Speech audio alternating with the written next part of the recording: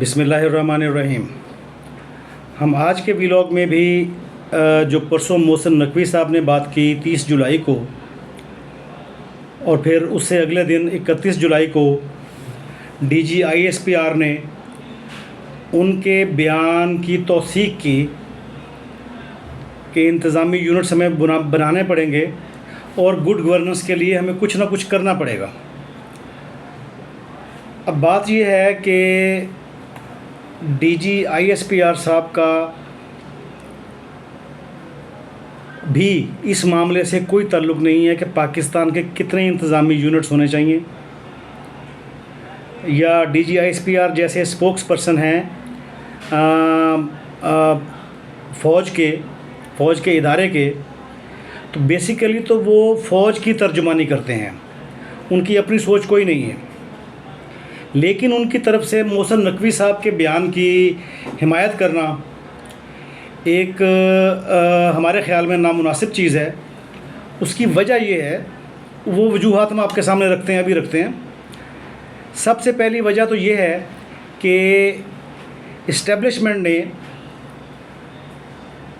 مغربی پاکستان کو، آپ کو یاد ہوگا کہ 1 یونٹ بنا دیا تھا، کیونکہ مشرقی پاکستان ایک صوبہ تھا اور مغربی پاکستان میں سندھ، فرنٹیئر اور پنجاب اور بلوچستان 4 صوبے تھے۔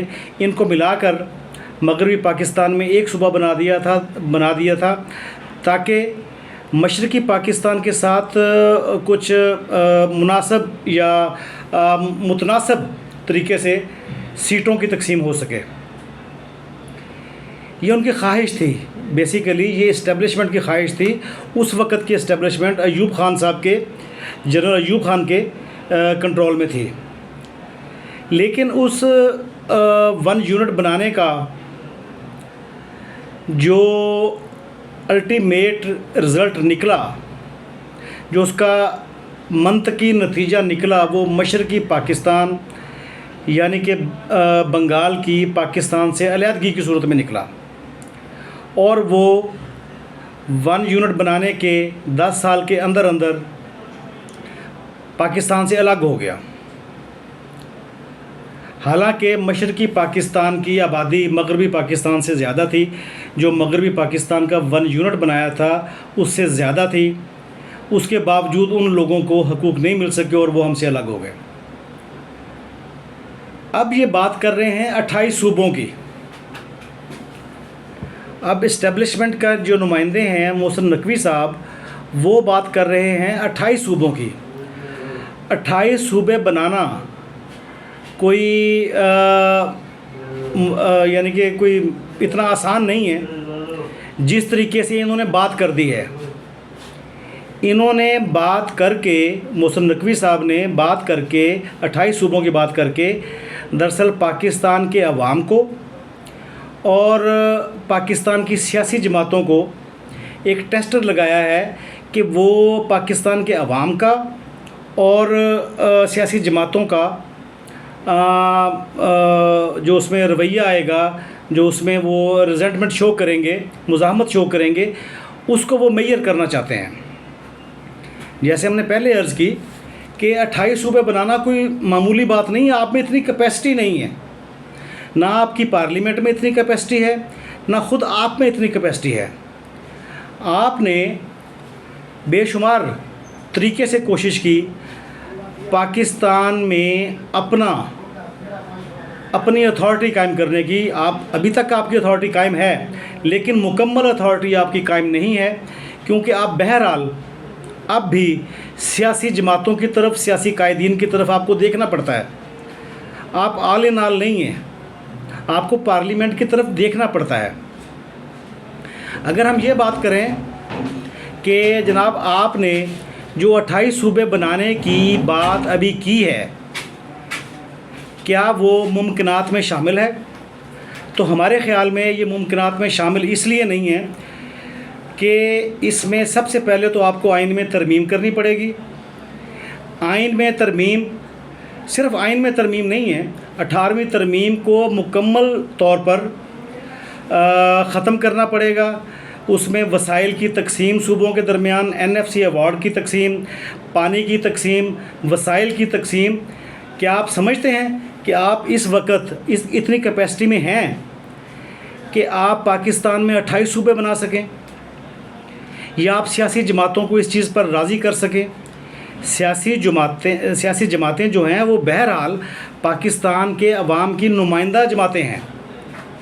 اسٹیبلشمنٹ پاکستان کے عوام کی نمائندہ نہیں ہے. یہ DGISPR صاحب کو یہ بات ذہن میں رکھنی چاہیے کہ ایسا ہونا ناممکن ہے. اس لیے آپ اس قسم کی باتیں کر کے مزید افراتفری پیدا نہ کریں. اس سے پہلے جو افراتفری پیدا ہو چکی ہے آزاد کشمیر میں، بلوچستان میں، KPK میں، آپ اس کو کنٹرول کرنے کی کوشش کریں. جب بھی بلوچستان میں انریسٹ کی بات آتی ہے تو آپ کہتے ہیں کہ پولیٹیکل پارٹیز کو اپنا رول پلے کرنا پڑے گا. بھئی اگر پولیٹیکل پارٹیز نے اپنا رول پلے کرنا ہے اور آپ سمجھتے ہیں کہ پولیٹیکل پارٹیز ضروری ہیں، سیاسی جماعتیں ضروری ہیں، تو اس کا مطلب یہ ہے کہ آئین میں ترمیم کے لیے بھی سیاسی جماعتیں ضروری ہیں. کیا آپ نے یہ شوشہ چھوڑنے سے پہلے تمام سیاسی جماعتوں کو، جو بڑی سیاسی جماعتیں ہیں، ان کو اعتماد میں لیا ہے؟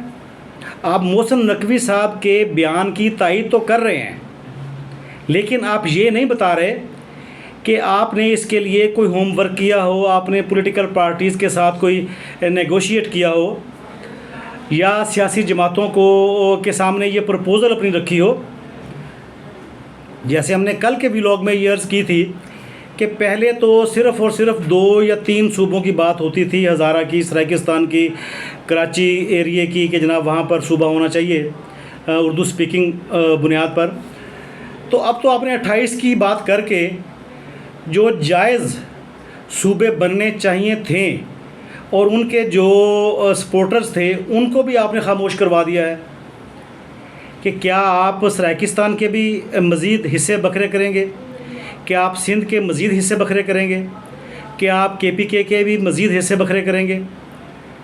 ایسے کام نہیں چل سکتا. یہ DGISPR صاحب کا نہ تو مینڈیٹ ہے اور نہ ہی ان کو یہ بات کرنی چاہیے تھی. دیکھیں، ہم نے جیسے پہلے عرض کی کہ پاکستان میں اس وقت جتنے بھی، چاہے بلوچستان کے انریسٹ کے معاملات ہوں، KPK کے یا کشمیر کے، یہ تمام لوگ مذہب کے نام پر کوئی بات نہیں کر رہے. یہ قومیت کے نام پر اور زبان کے نام پر بات کر رہے ہیں. کیا آپ نے آج تک کوشش کی ہے کہ قومیت اور زبان کے اثرات سے عوام کو نکال کر ایک پاکستانیت کی شکل دینی ہے تاکہ لوگ اپنے آپ کو پاکستانی ہونے پر فخر کریں؟ آج پاکستان میں بلوچی بھی ہیں، سندھی بھی ہیں، سرائکی بھی ہیں، پنجابی بھی ہیں، کشمیری بھی ہیں، بلتی بھی ہیں، پشتون بھی ہیں. کیا آپ نے ان لوگوں کو ایسی تربیت کی ہے کہ یہ لوگ اپنے پاکستانی ہونے پر فخر کریں؟ آپ یہ تو کہتے ہیں کہ جناب پاکستان کی فوج پاکستان کے نام سے پہچانی جاتی ہے، یہ کوئی سندھی، بلوچی یا پنجابی نہیں ہے، یہ پاکستان کی فوج ہے. لیکن کیا آپ نے جو 35 سال براہ راست حکومت کی ہے، آپ نے اس عرصے کے دوران پاکستانیت کو مضبوط کیا ہے یا آپ نے پاکستانیت کو کمزور کیا ہے؟ یہ بات بھی آپ ذرا اس پر غور فرما لیں تو آپ کو اندازہ ہو جائے گا کہ آپ لوگ کیا کرنے جا رہے ہیں. اچھا، ابھی ہم بات کرتے ہیں کہ عمران خان صاحب کے دور میں ایک موومنٹ بہت تیزی سے چلی تھی صدارتی نظام کی. صدارتی نظام جو ہے وہ فوج کو، اسٹیبلشمنٹ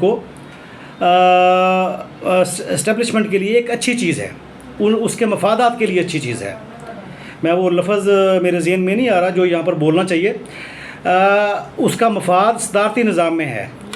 جنرل پرویز مشرف صدر، ضیاء الحق صدر، یحییٰ خان صدر، اپنا ایوب خان صاحب صدر. صدارتی نظام فوج کے حق میں ہے، اس کے جو اثرات ہوں گے صدارتی نظام کے. اور عمران خان صاحب کے دور میں یہ موومنٹ چلی تھی. خود عمران خان صاحب بھی اس چیز سے کنونسڈ تھے. لیکن آج جس وقت عمران خان صاحب جیل میں ہیں، اگر وہ اپنا پولیٹیکل مائنڈ اپلائی کریں تو ان کو اندازہ ہوگا کہ اگر پاکستان میں سول صدارتی نظام آ گیا، پہلے تو ہمارے جتنے بھی پریزیڈنٹ بنے ہیں صدارتی نظام میں وہ تقریباً آرمی چیف ہی بنے ہیں، اگر کوئی سول صدر بن گیا جس کے پاس تمام اختیارات ہوں اور پارلیمان کو ہم ختم کر دیں، پرائم منسٹر کا عہدہ ختم کر دیں، تو اس صورت میں فوج جو ہے وہ بڑی آسانی کے ساتھ چاہے وہ عمران خان ہوں، چاہے وہ نواز شریف صاحب ہوں، چاہے زرداری صاحب ہوں، ان تمام لوگوں کو وہ قابو کرنے کی پوزیشن میں ہے۔ لیکن یہ پارلیمنٹ واحد ایک ایسی چیز ہے جس کو فوج اپنے طور پر قابو نہیں کر سکتی۔ ابھی بھی آپ دیکھ لیں، ابھی جو شوشہ چھوڑا گیا ہے 28 صوبوں کا، اس میں کسی پولیٹیکل شخص نے، ہم سیاسی شخص کی بات کر رہے ہیں، محسن نقوی صاحب نہ تو سیاسی شخص ہیں، نہ میاں عامر محمود صاحب، نہ عبدالعلیم خان صاحب، اور نہ ہی فیصل وافڈا صاحب، یہ تینوں سیاسی شخصیات نہیں ہیں۔ آپ یہ دیکھ لیں کہ یہ لوگ تو صدارتی نظام کی بات کرتے ہیں، لیکن کسی سیاسی شخص نے 28 صوبوں کی بات نہیں کی، کسی سیاسی شخص نے صدارتی نظام کی بات نہیں کی۔ اس کی وجہ یہ ہے کہ جو سیاسی جماعتیں ہیں ان کو پتہ ہے وہ پاکستان، ریاست پاکستان کی وہ کسٹوڈین ہیں، وہ آئینی طور پر نمائندہ سیاسی جماعتیں ہیں، ان کو پتہ ہے کہ پاکستان کے مسائل کیا ہیں اور ان مسائل کا حل کس طرح کی فارم آف گورنمنٹ، کس طرح کی طرز حکمرانی اس کو بہتر طریقے سے مینیج کر سکتی ہے۔ پاکستان کی اب عمران خان صاحب بھی یقیناً سمجھ گئے ہوں گے کہ پاکستان میں پارلیمانی نظام ہی سب سے بہتر نظام ہے۔